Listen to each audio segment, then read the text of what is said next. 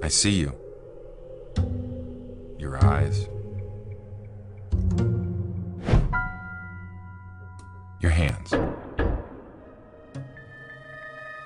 Your chips. Everything.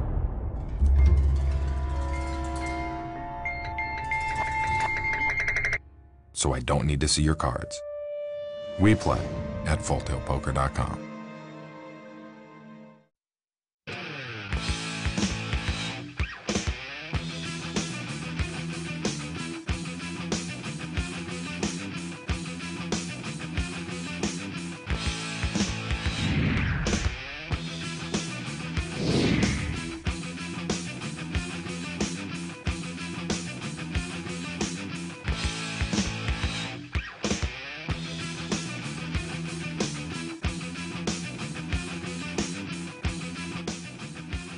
Diego Cordovez. Adam Schoenfeld. For the Scoop, brought to you by Full Tilt Poker. And we had Matt Hawrilenko, aka Haas TBF. Very interesting, very articulate young man. A little too smart for my tastes. Not a smart Alec, but a No, little just too smart. Yeah.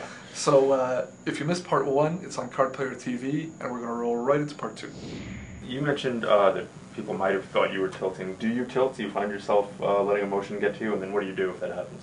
I would say if I'm prone to tilt, it's in games that I understand less well. Mm-hmm. So limit hold'em, I would say I won't say I never tilt, but I would very rarely tilt. And if I did tilt, it would be like me thinking, oh, I think this is a flat EV decision. I'm going to do the one that increases my variance. You know, like. And that, by the way, is also the more fun Yeah, like, this guy raised, I have, ace-9, usually I'd let it go, but I'm going to 3-bet. And you put yourself in more situations to play. Yeah, so you put yourself in more situations to play hands. Tilt can be fun. Yes. But I think it's a lot easier to tilt, or to perceive yourself as tilting, in games that you don't understand as well. For example, I recently started playing Deuce to 7 Triple Draw. I love the game, and I'm terrible at it. Like, I never know what is going on. So then it's like, yeah, if I'm really confused or whatever, I'll put in the extra bet, or I'll make the extra loose call, or whatever. So I think that's where it happens. You talk about tilting or playing against people who are tilting. One of the best things that I would recommend, just for pure entertainment value, is that on your blog, you have a transcript of a session that you played three-handed against Phil Hellmuth. Yeah. And Phil is such a whipping boy in poker. It's very easy to make fun, even though he's a great person. But this is a classic transcript. It's a three-handed, high-limit, limit hold'em game. So, there's tons of hands and tons of beats, which is the nature of the game.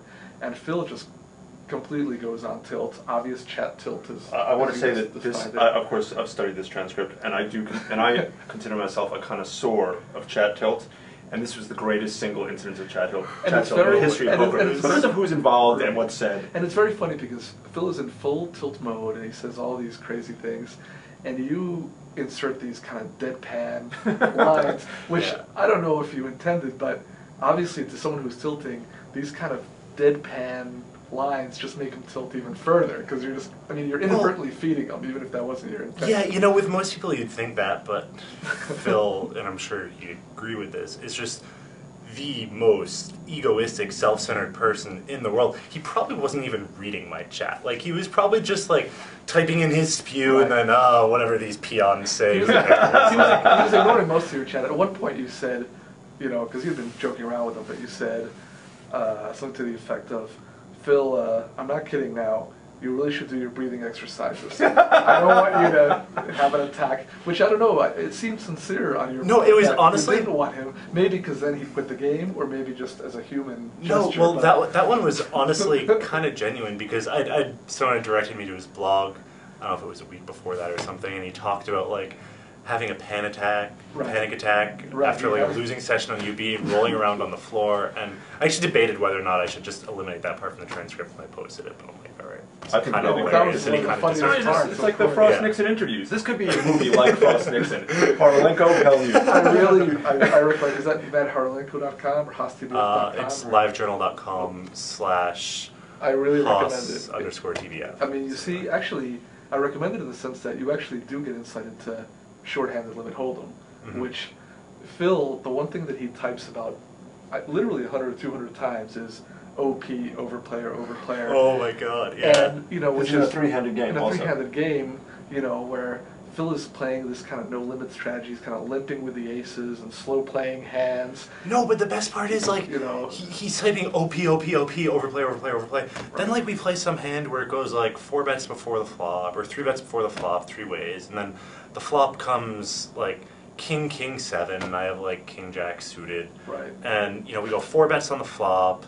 I bet, he raises the turn, I make it 3 bets, and then he folds, and he starts OP. I'm like, who is overplaying there? Right. Me or you? And he responds, well, and I don't remember what the hand is, well, I had pocket 6s. I'm like, that answers that question. Well, the great thing about it is that there's a lot of irony, which Phil is, of course, not conscious about at all. I'm writing my memoir about Phil. It's called The Pot Calling the Kettle Black. Yeah, the the unintended irony. And he had actually one line that I thought, it was fantastic because, first of all, it was like educational about limit hold'em, but also about Phil's whole thinking. And I'm paraphrasing, but basically, because he also called you a moron about 50 times. Oh, yeah. And he goes, "You moron, you're raising every time you have you're a tiny favorite."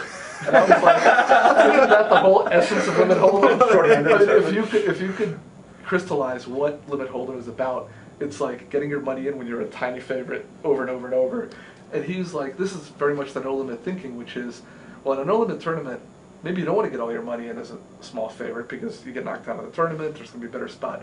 But when you're playing three-handed limit hold'em, if you're a 0.00001% favorite, you want to bet or raise. The tough part is identifying when you are.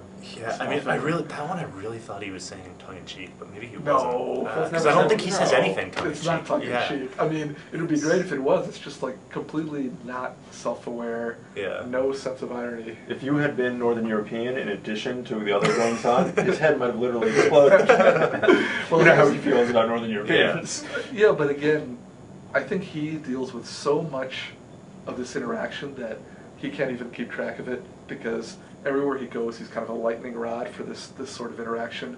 He was at my table, fairly deep in the limit hold'em tournament here, and a guy sat down, and he had kind of all this kind of Euro gear on, and another guy at the table said, "Where are you from? Are you from Europe?" And he's like, "From Holland," and he goes, "I'm a Northern European idiot." And Phil didn't even blink. But I mean, not even that he just took it in and ignored it.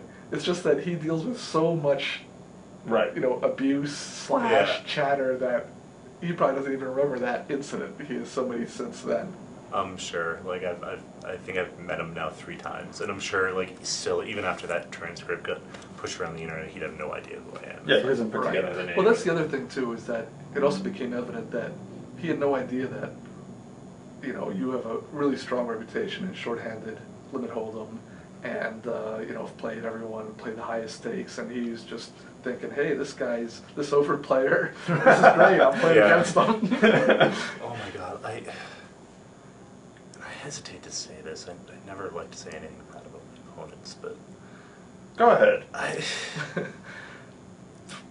Maybe it was a one-off thing, although he played me once or twice subsequently, but if I had his cards and I were trying to lose my money, I don't think I could have played as badly as he played. Like, let's just guarantee I get all this money in when I'm like way behind. As quickly as possible. Yeah, like I'll say one thing. Maybe he didn't make the most money from me that he could have with his hands, but he sure as hell surprised me every time he turned one over. It's like, these pots are tiny, and he's like, top set. Didn't see that one coming. Well, Phil once told a limit hold'em player, and this is in a tournament situation, that we know that the guy has talent, but he 3-bets too much. That's really just not in line. In limit hold'em. Yeah.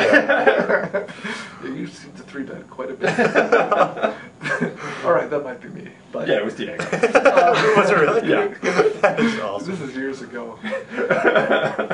Now, on a completely different subject, because we have to give you your props. Yes.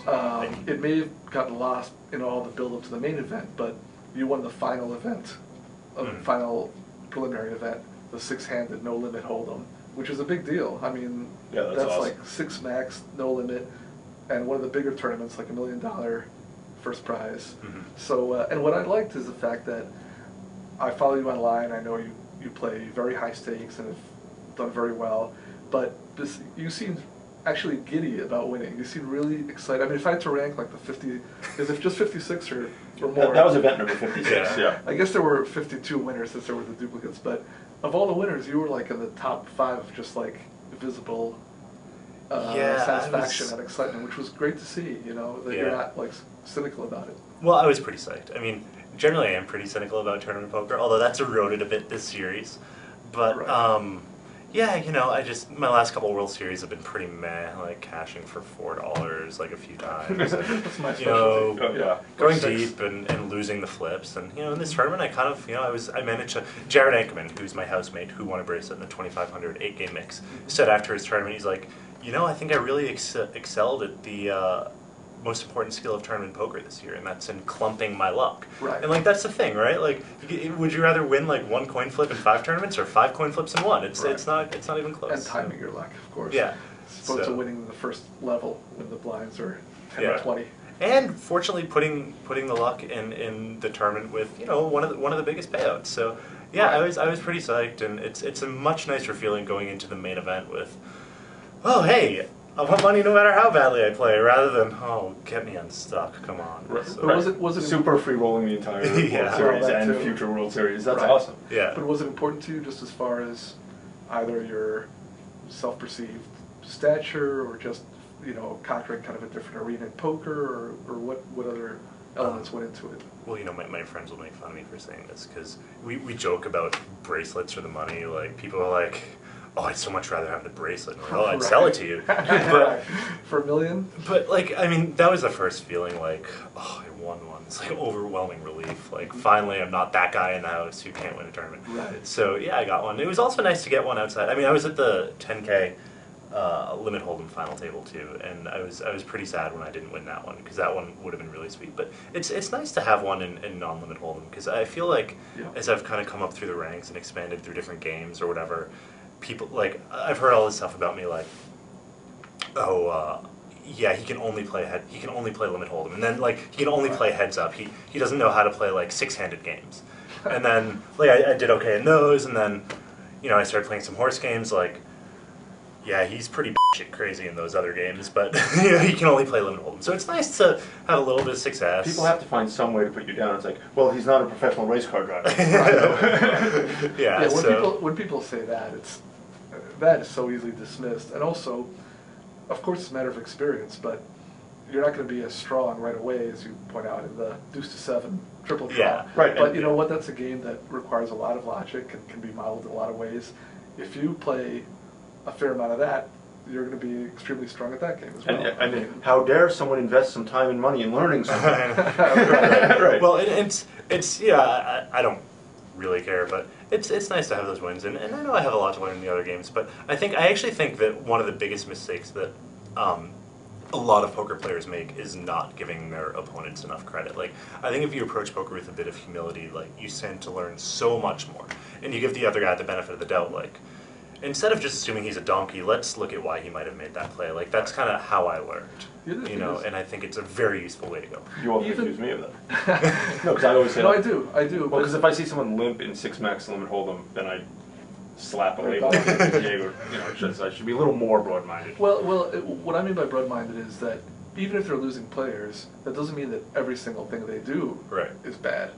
Maybe they just have too many bad things because the edges are so small that you can't afford too many leaks. But someone may be a losing player. They may still have a couple things that you want to copy from them. Because they have good aspects that are overridden by their bad, but you can learn from their good. And you have to respect their good. Even someone who makes like some fundamental mistakes, maybe they're, you know, capable of making really good play on the river or something, and you can't just dismiss the possibility of them making that play just because their pre-flop strategy is poor or something like that. Oh, absolutely. And well, one thing I often find is, you know, if someone makes a play and I say, oh, well, what was he trying to do there? And, you know, I figure out what I think he was trying to do. I'm like, well, you know, I don't think that's quite appropriate for this situation. But if he'd done it in that situation, now that could actually be useful, and I might add it to my game. Like, I mean, They mistimed it, but they had an idea, or they had a spark of an idea, and just because they didn't do it 100% correctly doesn't mean it's not a good idea. I mean, I can honestly say I think I've learned a lot from some of the guys who maybe I've beaten for the most in heads-up limit hold'em, just because you get to play some pretty good players when you play high stakes, and Well, some people are losing players because they tilt too much, they exhibit poor game selection, or they're drunk, they're just too loose or whatever. But if it weren't for that, the rest of their play actually is really tough. Is tough. So, but they can't overcome the other leagues or whatever. The thing I was going to say about the winning the bracelet is I've always thought that it has a lot of value in terms of people who are outside the poker arena. People now are a lot more sophisticated, and now also there's tracking online, and people know, oh, this guy wins a lot or loses a lot online or whatever. But when you meet someone outside of poker, you could say, I'm a very respected player online, and I win 3 big bets per hour. They don't know what you're talking about. Have you won a bracelet? But if you say, I want a bracelet of the World Series of Poker, that legitimizes you in their eyes. So it's a great thing, like, just for your parents and relatives and in-laws or such to finally just kind of certify you as legit. That's entirely true. I got married last summer, and my wife and I are not religious people. We're atheists, and we don't see too much in the kind of tradition of marriage as a religious rite or whatever. But the nice thing about getting married is, you meet someone and you can say, this is my wife, and they get it. Right. And rightly or wrongly, they get it, and it legitimizes it. And I think a bracelet is kind of a similar thing. Yeah. That's why I'm neither married nor have a bracelet. Anyhow, on that note, perhaps we'll wrap things up. But it's been a pleasure to have you on. I always wanted to meet the legendary. Me too. I really did. And I'm rooting for you in the main event. And in the future, thanks for coming by. Thanks, man. Thanks for joining us on The Scoop. Brought to you by Full Tilt Poker, right to us at The Scoop, cardplayer.com. I've seen just about everything. Seen queens overthrow kings, and straights flushed away. I felt the sweat after every re-raise, and nearly buckled after bad beats. Seen rags lead to riches, and witnessed countless miracles on the river. So if you want to play, take a seat and show me something I haven't seen. We play at fulltiltpoker.com.